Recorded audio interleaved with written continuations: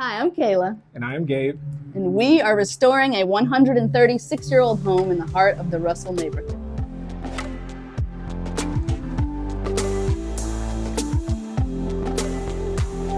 I started working in the Russell neighborhood in 2015, and on my way to work, I would drive past this house.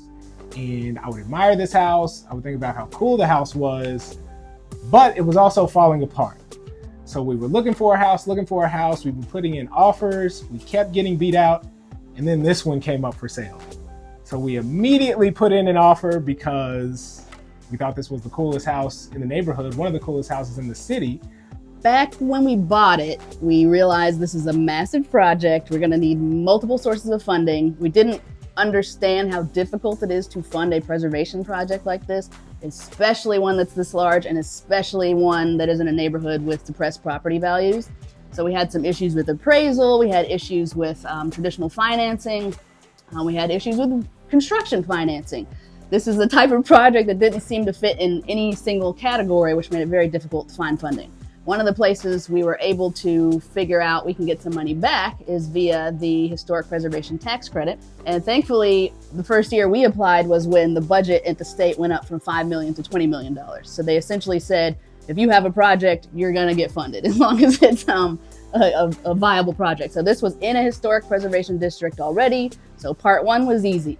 Another way we found to fund the project was vital signs. Pew, pew, pew, pew, pew. So this was actually a huge resource to us because, as Kayla has talked about a little bit, there are a couple of challenges that we faced when trying to take on this project. One of which was getting a traditional home loan because the house is not in good shape. So to a traditional lender, that represents unstable or risky collateral. So they didn't really want to do that. For a construction loan, they wanted us to be done with the project in 12 months so that we could convert it to a traditional mortgage. We weren't going to be able to get done in 12 months. So in many ways, we were kind of stuck until we learned about Vital Sites and their revolving loan fund for exactly what we're trying to do.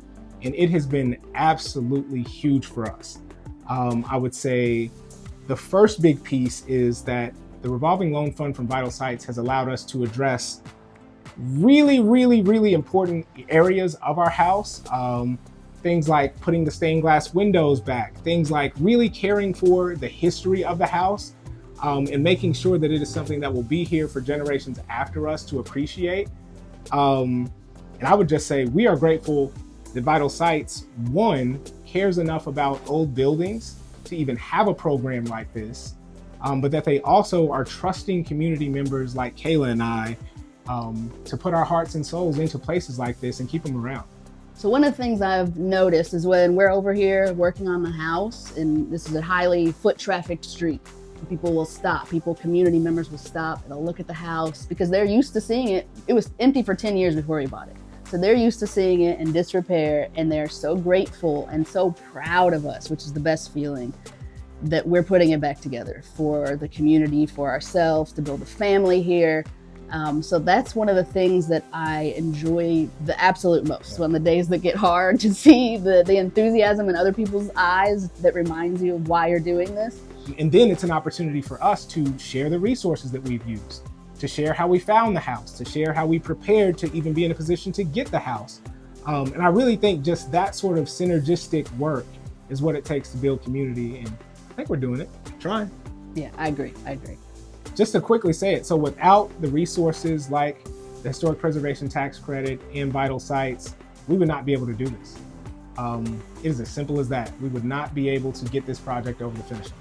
And Vital Sites has created a program which removes a lot of the barriers that we experience in other programs because they want so badly for historic preservation to succeed, and we appreciate that so very much. That is an excellent point.